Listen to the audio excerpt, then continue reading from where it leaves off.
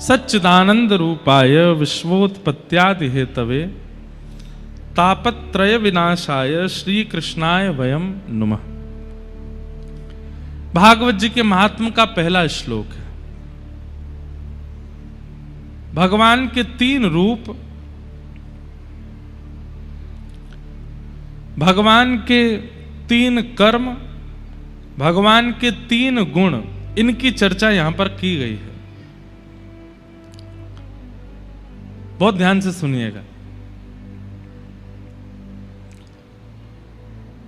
3 रूप हैं ठाकुर जी के। सच्चिदानंद रूपाय, सबसे पहला भगवान का स्वरूप क्या है? सत्य।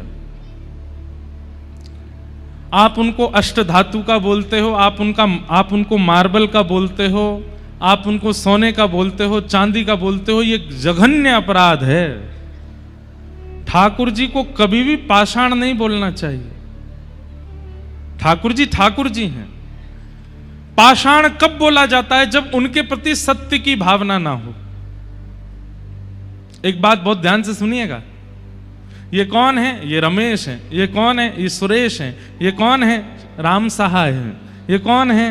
अंकुश हैं। ये कौन है? आशीष हैं। ये कौन है? राजीव हैं। सबके नाम होते हैं, लेकिन जैसे व्यक्ति के प्राण निकल जाते हैं, आप लोगों ने सुना होगा, क्या बोलते हैं? क्या है? शव है, बॉडी है। क्या बोलते हैं? शव है। जब किसी के घर में प्राण चले जाते हैं तो यही कहते हैं कि भाई उनका पार्थिव शरीर कब लाया जा रहा है, उनकी बॉडी कब लाई जा रही है, उनका शव। हम बॉडी तो अभी भी हैं, पर अभी क्यों नहीं बोला जाता?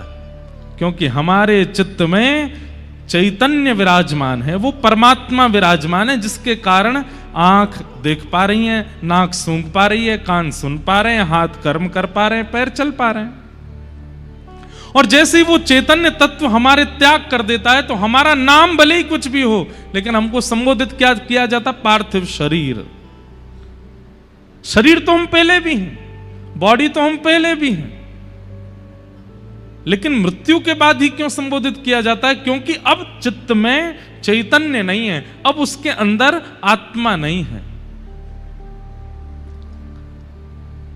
अगर आप ठाकुर जी को मूर्ति कहते हो, अगर आप ठाकुर जी को पाषाण कहते हो, अगर आप ठाकुर जी को अष्ट धातु का, इनका उनका आदि आदि बोलते हो, एक प्रकार से आप वही अपमान कर रहे हो जो चैतन्य व्यक्ति को पार्थिव शरीर बोलने के समान होता है। अब कोई व्यक्ति यहां से निकल के गया, मैंने कहा ओ भैया बॉडी, ने रुकिए रे, ओ भैया मांसपेशियों के भंडार, ने रुक जा, ओ चलती फिरती हड्डी, ने रुक। उसको कितना बुरा लगेगा? भाई वो जीवित है, उसका नाम बोलिए। और नाम नहीं पता तो राधे श्याम भैया, ओ भैया सीताराम, ने रुको। हमारे संत समाज में एक बात बहुत ध्यान से सुनिएगा। देखो इधर देखो सब लोग। अगर आप तिलक लगाते हैं, आप ठाकुर जी की सेवा करते हैं, आप वैष्णव हैं, तो आपको एक नियम बनाना चाहिए। अपने परिवार में, अपने कुटुंब में और अपने काम पर भी, जहां भी आप जाते हो, कभी भी किसी को ऐसा नहीं बोले ए सुनो, या ए सुनो, ए, या फिर ओ ए, ऐसा करके नहीं बोलना चाहिए। वैष्णव यदि हो, राधेश्याम, ओ राधेश्याम, सीताराम भैया सीताराम, सुनो। इससे 2 काम होंगे, सामने वाला व्यक्ति सुनेगा भी और आपका भजन भी हो जाएगा। संत समाज में, हमारे भारत के संत कभी भी ऐसे नहीं बोलते ए सुनो, ओ सुनो, ओ भैया सुन। वो ऐसे बोलेंगे ए सीताराम, राधेश्याम, राधे राधे। ऐसी हमारे वृंदावन में रिक्शा चलाने वाले, उनकी अगर घंटी काम नहीं करती तो वो यही बोलते चलते राधे राधे राधे भैया साइड हो जाओ, राधे राधे श्याम श्याम श्याम भैया साइड हो जाओ। 2 काम हो गए, आपका कार्य भी हो गया, भजन भी हो गया। वैष्णव का ये स्वरूप होना चाहिए। प्रसाद भी पा रहे हो, अब पत्नी को बुलाना है तो उसका भी नाम मत बोलो यार, रोटी के लिए मत बोलो राधेश्याम, जोर से चिल्लाओ। बोले क्या बात है, प्रसाद लाओ, कुछ लाओ। एक बार भगवान नाम किसी को पुकारने में ही, किसी को बुलाने में ही, किसी को इशारा करने में ही नाम तो निकलेगा। इसको कहते हैं सहजा भजन। ये सहज भजन है और ये हर वैष्णव को करना चाहिए। कम से कम खरगोन में आज की कथा का एक सूत्र लेकर के जाओ कि अब घर में किसी को भी बुलाना है, किसी को भी पुकारना है, किसी को भी इशारा करना है, किसी को भी साइड हटने को बोलना है। कथा में भी आप आते हो, भैया हटना, बहन जी हटना, नहीं, राधेश्याम राधेश्याम जोर जोर से बोलोगे 2-3 बार। अरे मैं कह रहा हूं जितनी देर नहीं सुनेगा उतनी देर भजन बनता रहेगा। आप कहोगे कि महाराज जी सुने ही नहीं रहे हैं, ठीक है, तो जब तक नहीं सुने बोलते रहो, आपका तो नाम जप हो रहा है ना। ये वैष्णव का स्वरूप होता है। तो हम निवेदन कर रहे थे कि ठाकुर जी को पाषाण मत बोला कीजिए, वो सत्य हैं। अरे हम कहते हैं कि जब आप किसी पोस्टर में भी ठाकुर जी का चित्र देखते हैं ना, ठाकुर जी का चित्र प्रकट होते ही वो पोस्टर भी भगवान है। इसलिए हम निवेदन भी करते हैं कि ज्यादातर कथाओं के कार्ड में या जो डिस्पोजल होने वाली चीजें उसमें ठाकुर जी का चित्र देना ही नहीं चाहिए। संकेत कर दो, नाम आदि भाव बता दो, लेकिन ठाकुर जी का चित्र मत दो, क्योंकि वो चित्र में परिपूर्ण है। आपको लग रहा होगा कि पीछे एक कटआउट लगा, एक पोस्टर जैसा लगा, नहीं, साक्षात ठाकुर जी हैं। और आप ये भावना धारण करके 7 दिन कथा सुनो, 7 दिन में एक दिन तो अनुभव होगा कि अपने नैन मटका रहे थे, अपनी भौं हिला रहे थे, आज इनका मुकुट थोड़ा टेढ़ा सा था। सत्य भावना रखते ही ठाकुर जी का अनुभव होना प्रारंभ हो जाता है। हमें अनुभव क्यों नहीं होते? क्योंकि हमारा उनके प्रति सत्य भाव नहीं है, सत्य स्थिति नहीं है। उनको सत्य मानो। तो भगवान का सबसे पहला स्वरूप क्या है? सत्य। ठाकुर जी को जहां भी देखो इसी भाव से प्रणाम करो कि ये, मैं एक बात कहता हूं कथा में, ठाकुर जी हमारे साथ एक खेल खेलते हैं। कौन सा खेल? सब लोग इधर देखो। एक आप लोगों ने शायद बचपन में खेल खेला होगा, विष अमृत है, विष अमृत खेला है। एक विष अमृत के जैसा एक और खेल होता था। आजकल के छोटे बच्चों को तो पता ही नहीं होगा कौन सा खेल है, विष अमृत कौन सा है। इनको भी बताइएगा, माता पिता अपने अपने छोटे छोटे बच्चों के संग भी खेलिएगा। एक उसमें और हम लोग खेलते थे, उसको इंग्लिश में ऐसे बोलते थे स्टैचू। एक व्यक्ति गिनती करता था 10 तक, 1 2 3 4 10 तक गिनती करता था। पीछे उसके सारे बहन भाई अलग अलग आकृति बनाते थे, और जैसे ही 10 पूरा होता तो वो पीछे घूम के देखता, तो जो जैसा है वो वैसे ही रह जाता। अब उसका काम क्या है? सबको हंसाओ, और जो हंस गया, बात क्या है? छीना नहीं है, कुछ भी बोल सकते हो, कुछ भी कह सकते हो। सामने वाले ने अगर अपनी पलक झपकी, अगर वो जरा सा भी हंसा, तो आप जीत गए, वो हार गया। ठाकुर जी हमारे साथ ऐसा ही खेल खेल रहे हैं, स्वयं स्टैचू बन के खड़े हैं और हमसे कह रहे हैं अपने भक्ति के मार्ग से, अपने कथा के भाव से, अपने कीर्तन से, अपने भजन से, अपने नाम जप से तुम कैसे भी करके मेरे इस स्टैचू भाव को विलग करके दिखाओ। आज तक करते आए हैं ठाकुर जी, लेकिन ऐसे ही खड़े हैं। इसका मतलब वो जीत रहे हैं, हम हार रहे हैं। लेकिन मीराबाई ने ऐसा गाया कि ठाकुर जी हार गए, मीराबाई जीत गई। सूरदास जी ने ऐसा गाया, सूरदास जीत गए, ठाकुर जी हार गए। भैया भक्ति क्या है? एक खेल है। ठाकुर जी जहां पर मूर्ति बनकर के खड़े हैं और हमें मानो एक चुनौती दे रहे हैं कि तुम अपने भजन, नाम जप और अपने अपने जितने तुमसे साधन हो सके उनसे मेरे इस मूर्तिमंत रूप को सचल बना करके दिखाओ। और अगर तुमने सचल कर दिया, तुम जीते, मैं हारा। लेकिन हम सब हारते जा रहे हैं। और हमें समय कितना मिला है पता है? 100 साल। 100 साल का समय मिला है, लेकिन 100 साल भी पूरे कोई कर नहीं पाता। कोई 80 में ही रुक जाता है, कोई 60 में ही रुक जाता है। आजकल तो 50 के बाद कभी भी रुक सकते हो।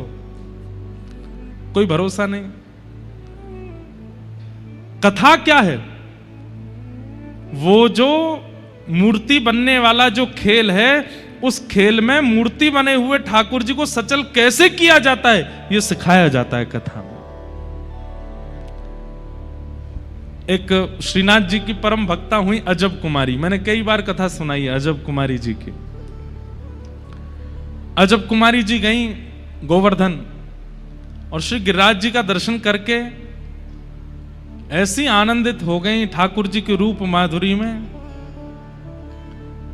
सजल श्याम घन वरण लीन है, सजल श्याम घन वरण नील है, फिर चित अनत न भटक्यो, फिर चित अनत न भटक्यो,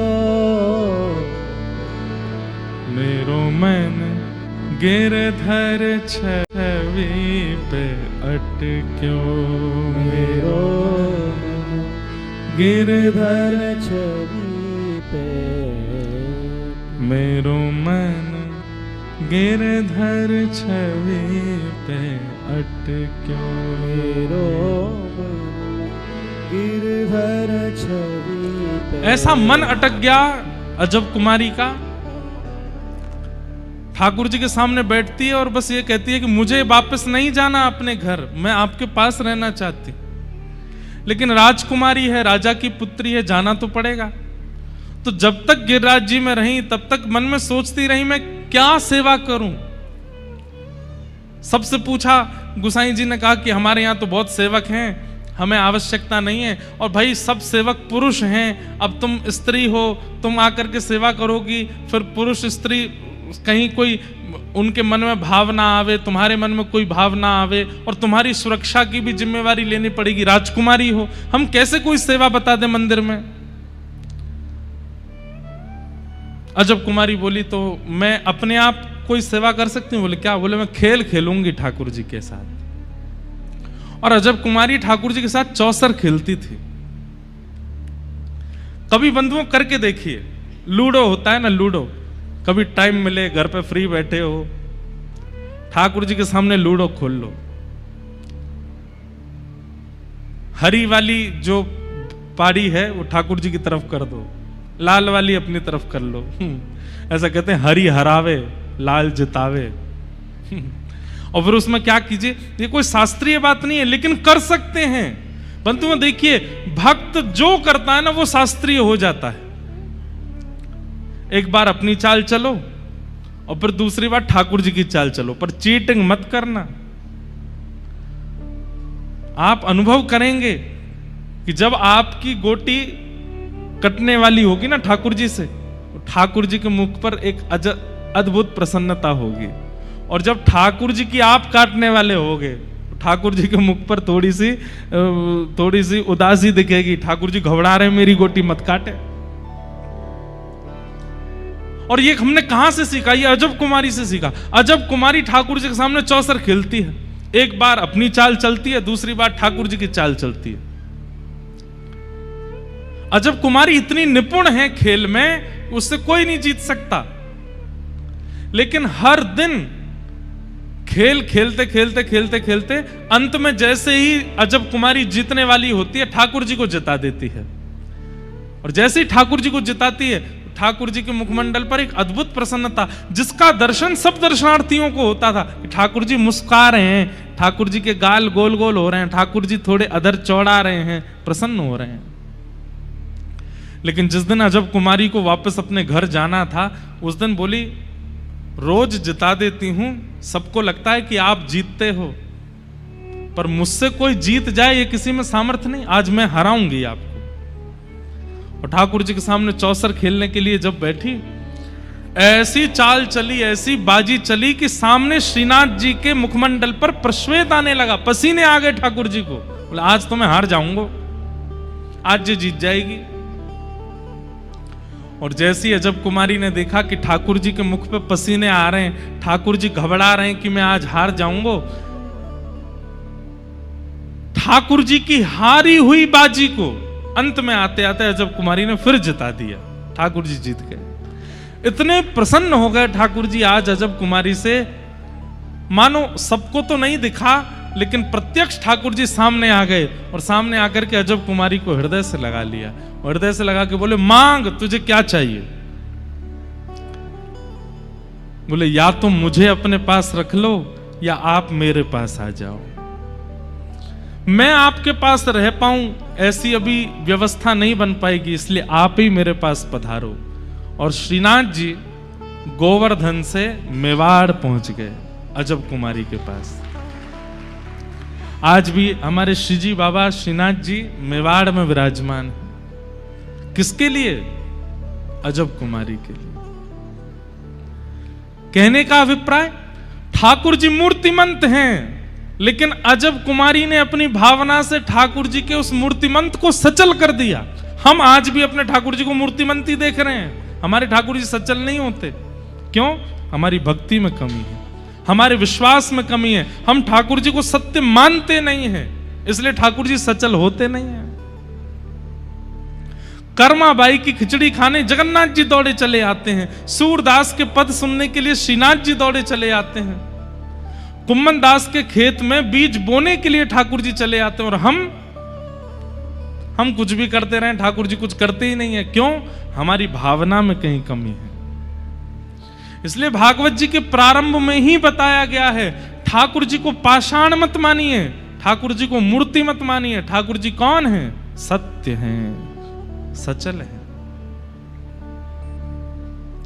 आप कभी भी ठाकुर जी के स्वरूप को देखिए और उसमें यह भाव रखो कि हे नाथ, बहुत देर हो गई, आप एक आसन पर खड़े हैं, थोड़ी देर बैठ जाइए ना, थोड़े आपके चरण दबा दें। आप थक तो नहीं गए होंगे, आप हार तो नहीं? अरे कहां, हम लोगों की भक्ति तो ऐसी, अपने कमरों में डबल डबल एसी लगाते हैं, ठाकुर जी के कमरे में पंखा वो भी रात में बंद कर देते हैं, बिल आएगा। हम कहां से ठाकुर जी का अनुभव कर सकते हैं जब हमारे अंदर इतनी चैतन्य भावना भी नहीं है ठाकुर जी के लिए? तो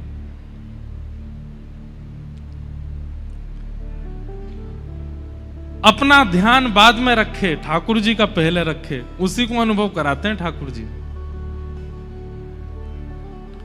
घर में शादी ब्याह आ जाती है तो हम ठाकुर जी को 4 दिन तक केवल चना, चनौरी और बादाम पे ही रखते हैं। हमारे घर में उत्सव आता है, व्रत होता है ठाकुर जी का। ठाकुर जी यूं कहें, भैया 2 दिन के लिए ये कहीं घूम में जा रहा है, केवल बादाम पर छोड़ जाएगा मुझको। ऐसा व्रत तो दुनिया में कोई नहीं करता जैसा ठाकुर जी करते हैं। कई घरों में ऐसा नहीं करना है। ठाकुर जी को सत्य मानिए, उनके प्रति सत्य की भावना रखो। ठाकुर जी सचल है। दूसरा, ठाकुर जी कौन है? चैतन्य है। सत्य भावना रखोगे तो ठाकुर जी चैतन्य हो जाएंगे। चैतन्य मतलब वो हाथ भी हिलाएंगे, पैर भी चलाएंगे, नैन भी मटकाएंगे, आंखें बंद भी करेंगे, खोलेंगे भी, खाएंगे भी, पिएंगे भी, हंसेंगे भी, बात भी करेंगे। बस करना इतना है कि ठाकुर जी के प्रति सत्य भावना रखो। सत्य भावना रखोगे, ठाकुर जी चैतन्य हो जाएंगे। और जैसे ही ठाकुर जी चैतन्य होंगे, जीवन में आनंद आ जाएगा। और एक बात सुनिएगा, जिस व्यक्ति के जीवन में सुख आता है उसको दुख का अनुभव होता है, पर जिस व्यक्ति के जीवन में एक बार आनंद आ जाता है ना, फिर उसको दुख का अनुभव नहीं होता।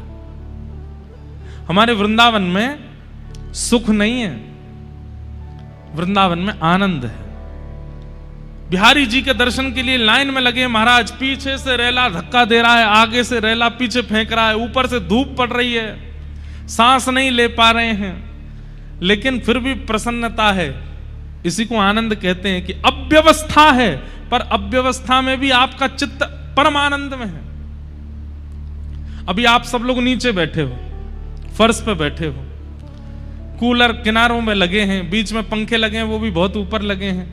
किसी को हवा आ रही है, किसी को नहीं आ रही, कोई तो अपने किसी कार्ड से ही अपने पंखा कर रहे हैं, पर फिर भी आप इतने प्रसन्न मुद्रा में बैठे हैं। क्यों? क्योंकि आप सुख में नहीं हो, आप आनंद में हो।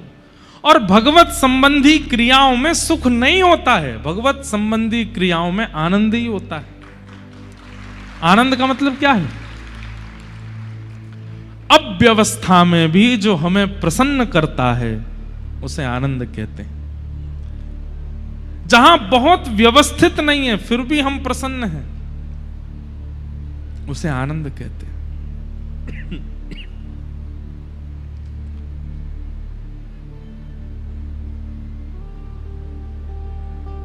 उसे आनंद, इसीलिए नंद घर आनंद भयो, नंद घर सुख भयो, यशोदा घर सुख भयो नहीं गाते।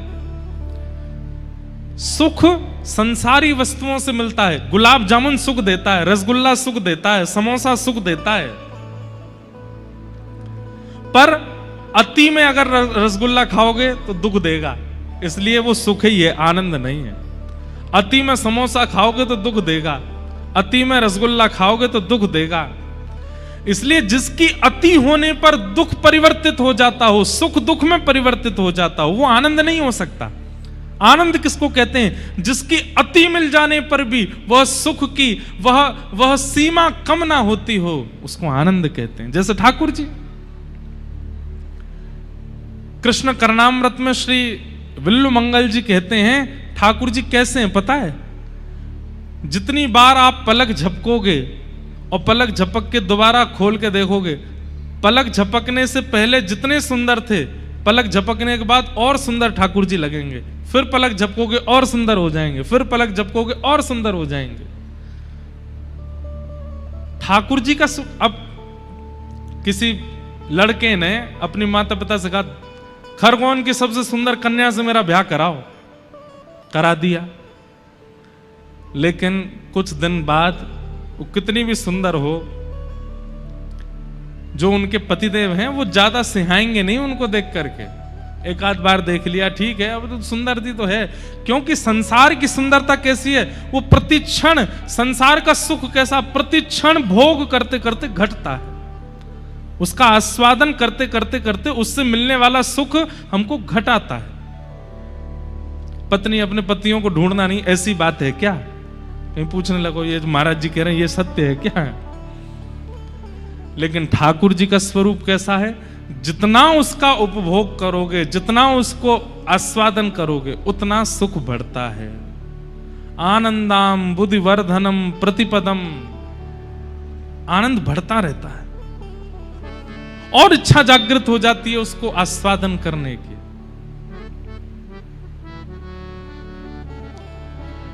इसलिए ठाकुर जी कौन है? आनंद, सुख।